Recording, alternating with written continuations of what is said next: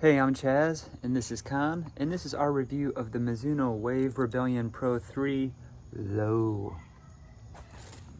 Alright, let's talk about the specs and features of the Mizuno Wave Rebellion Pro 3 Low.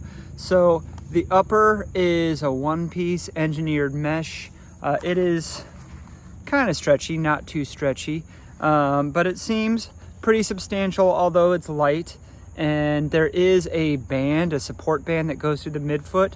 It's barely noticeable. You can see the thicker piece of white there. It's not really much more than just where the fabric is thicker.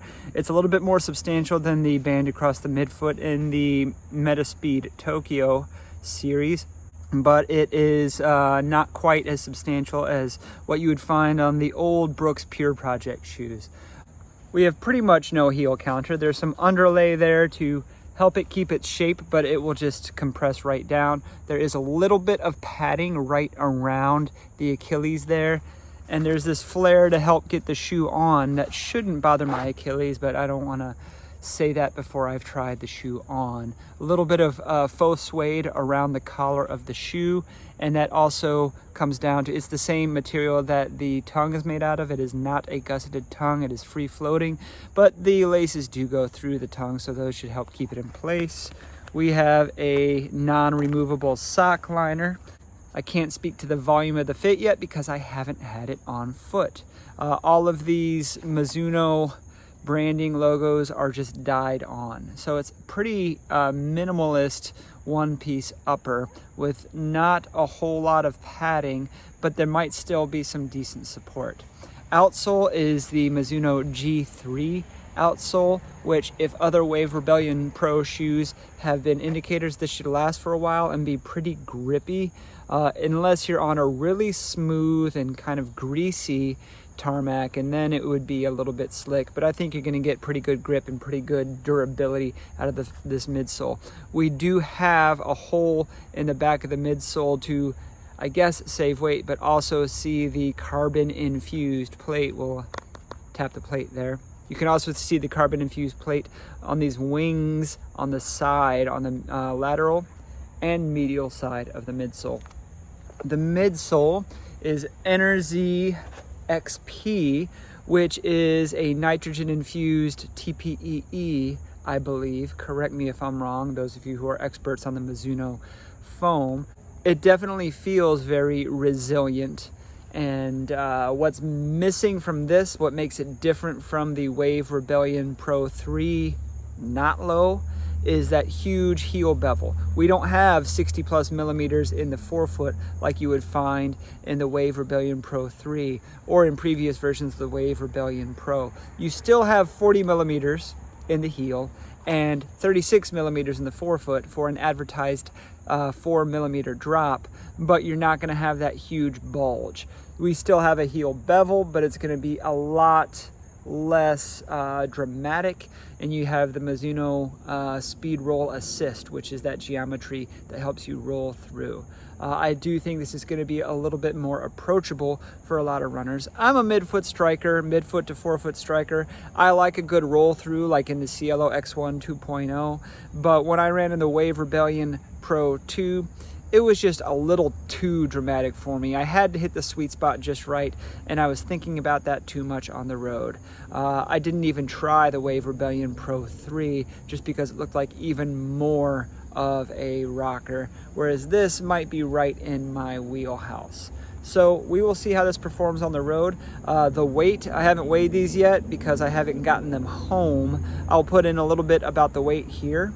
My men's US size 9.5 came in lighter than advertised at 212 grams for each foot, which is 7.5 ounces, and pretty competitive for a long course racer. Then that puts it alongside some of the other long course super shoes like the Alpha Fly 3, the Cielo X1 2.0, the On Cloud Boom Strike. So it's probably going to fit along with those if we're going by just the weight, but we'll see how it feels on the road. I'm on my way to do my first run in the Mizuno Wave Rebellion Pro 3 Low, and it's going to be kind of a workout with a question mark behind it. I'm I'm still about 5 days off of the Blue Ridge Relay, so I'm still kind of recovering, and I have a 5K in a couple of days, so I don't want to put anything deep in the legs. But I'm going to cycle through some different paces. I have some friends training for the marathon and also for the half marathon, and I'm training for a half marathon, and they're doing various paces, so I might dip into a little bit of what each of them are doing, including some strides and stuff, and just kind of get a feel for the shoe. Okay, first run done in the Mizuno Wave Rebellion Pro 3 Low, and I'll talk about the fit first. These are a very snug, true to size fit. When I say snug, I should really say race ready fit. There's no movement at all. There is no room for the feet to move around like you would find in a lot of the Mizuno training shoes, especially like the Neo Zen, which I would need to do a half size down if I wanted to run fast in. But these, the fit is spot on. The grip on the bottom is spot on. They're just very secure. What I did today was 10 miles, and some of that was alternating back and forth between strides and my friend's marathon pace. I was joining for their marathon pace intervals, and then some easy running as recoveries. And I finished the run with about a mile plus of half marathon effort. A little bit slower than what I'd want my half marathon pace to be, but I might still be dealing with some Blue Ridge Relay gunk in the legs. Still decently fast. I think this shoe is probably going to skew towards the longer duration races, but we'll see. It felt good on the strides. Everything feels good on the strides. I'll do a few more workouts in it, a few more runs, and we'll get back at it. Okay, it's time for a shoe off. We have the Mizuno Wave Rebellion Pro 3 Low here, and I'm going to compare it with the Puma DVA Nitro Elite 3, the Hoka Cielo X1 2.0, the Nike Alpha Fly 3, the On Cloud Boom Strike, the Adidas Adizero Adios Pro 4, and the Asics Metaspeed Sky Tokyo.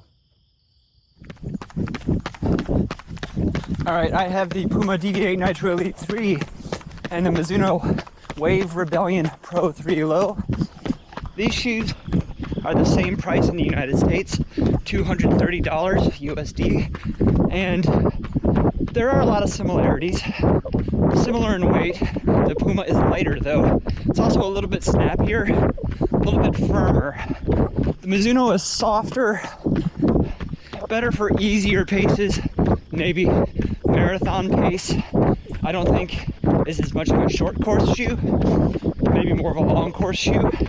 They're both going to be a good value, and I think they could both be a racing shoe that you could train in, or a first super shoe, if that's something you were looking for. Both have really good grip. I think I might prefer the Puma over the Mizuno, but I might do more long runs in the Mizuno. Hoka Cielo X1 2.0, Wave Rebellion Pro 3 Low. Both of these shoes have similar use case scenarios, I think. They're both long duration racers, but very different underfoot feels. I brought out the Cielo X1 2.0 because it's a big rocker racing shoe, sort of like the Wave Rebellion Pro series, but it would compare more directly to the Wave Rebellion Pro 2 or maybe Pro 3, regular, not low. The low version, I was looking for a reduced rocker. You pause here, there's a car coming. And what I got was almost no rocker. So really, it's a very different feel, almost like the Wave Rebellion Pro 3 Low is taking fewer or almost no risks. So if you really want that rocker sensation, go for the Cielo X1 2.0 or the non-low version of the Wave Rebellion Pro 3. Okay, I've got the Alpha Fly 3 here with the Rebellion Pro 3 Low. Can't have a long course racing shoe comparison without the Alpha Fly 3. It definitely feels like more shoe than the Rebellion Pro 3, Wave Rebellion Pro 3 Low, but it also feels snappier. They're both similar weight in my size. I definitely think I would rather train in the Wave Rebellion Pro 3 Low and race in the Alpha Fly 3. But they're still both significant shoes to have on foot as racing shoes. Very different feels. All right, Wave Rebellion Pro 3 Low and the On Cloud Boom Strike. When I first ran in the Mizuno Wave Rebellion Pro 3 Low, it reminded me very much of the Cloud Boom Strike. And when we look at geometries and type of foam response, they are very comparable. Having them side by side, the Cloud Boom Strike has a little bit more bounce to it. The midsole is a little bit livelier. However, the Wave Rebellion Pro 3 Low is a little more stable, certainly has better outsole grip, and when I'm going uphill in the On Cloud Boom Strike, I feel like I'm not exactly fighting the cushion in the forefoot, maybe getting lost in it a little bit. I don't so much feel that in the Wave Rebellion Pro 3 Low. But the Cloud Boom Strike still does have that little bit more bounce to it. However, very similar underfoot sensations. I think they cater to the same type of racer and the same use case scenario, which would be long duration courses for many people, half marathon to marathon. Wave Rebellion Pro 3 Low and the Adios Pro 4. The Adios Pro 4 is a bouncier, rollier, more chaotic shoe. It's also a little bit more fun, a little bit more energy. I think if I were racing a half marathon or shorter and it were between these two, 100% Adios Pro 4. However, the Adios Pro 4, its usefulness for me maxes out at the marathon distance. And for me, that was the Boston Marathon. Whereas the Wave Rebellion Pro 3 Low, I think the marathon distance or long marathon pace training runs, that's its sweet spot, right in the middle of its wheelhouse. Whereas the Adios Pro 4, it's kind of an all-rounder. That's more of a moderate duration shoe. I think the Rebellion Pro 3 Low is going to be longer duration, maybe not quite as much pop. It seems very tame compared to some of the roly-poly shoes. Last one, Asics Metaspeed Sky Tokyo versus the Wave Rebellion Pro 3 Low. These are both kind of more level-plated cruisers of racing shoes. Differences in weight. The Sky Tokyo is significantly lighter by 45 to 47 grams per foot in my size. That's about 1.6, 1.7 ounces. It's bouncier, livelier midsole, but it is less stable. It's also more expensive by about $40 in the US. Hey, Mitch. I still think if I were racing a marathon that were flat and I was maintaining the same pace, I would probably take a chance and go with the Metaspeed Sky Tokyo. But after 20 miles, the Wave Rebellion Pro 3 Low might be the more stable shoe. I just feel like I would still want some of the pop from the Tokyo series. But you are paying more for that. And possibly more than just money, but also in using those stabilizer muscles. Okay, let's do a little shoe talk about the Mizuno Wave Rebellion Pro 3 Low. Man, these names are just getting longer and longer. I've put a decent amount of mileage on this shoe in a short amount of time. I have about 30 miles on this shoe, close to 50K.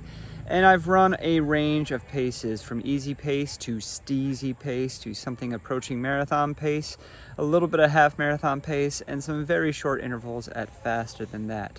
And my conclusions are that this shoe is suited best for more of the long duration races, half marathon to marathon for most people. If you're not familiar with my shoe matrix, my super shoe matrix, I like to categorize super shoes by what race durations they do best at, either short course, anything under 30 minutes, or all-rounders from 30 to 90 minutes but can do more or less, and then long course shoes that favor 90-minute to several hours, like marathon shoes. And I think this would be in the last category. Now, as to whether it is a cranker or a cruiser, this shoe is definitely a cruiser for me.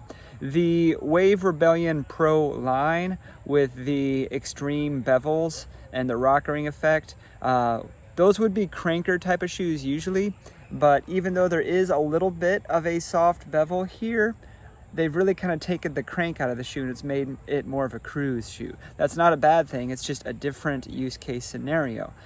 This shoe reminded me a lot of the On Cloud Boom Strike. Now, it's a lot cheaper than the Cloud Boom Strike because the Cloud Boom Strike is about $280. This is $230, so that's $50 less for a similar experience. I also think, like I said in the shoe off, that this doesn't lose as much pop on the uphills as that really thick and cushy forefoot in the Cloud Boom Strike. And they both have the same thick forefoot. It's 36 millimeters of cushion at the forefoot and 40 at the rear, but that's pretty standard.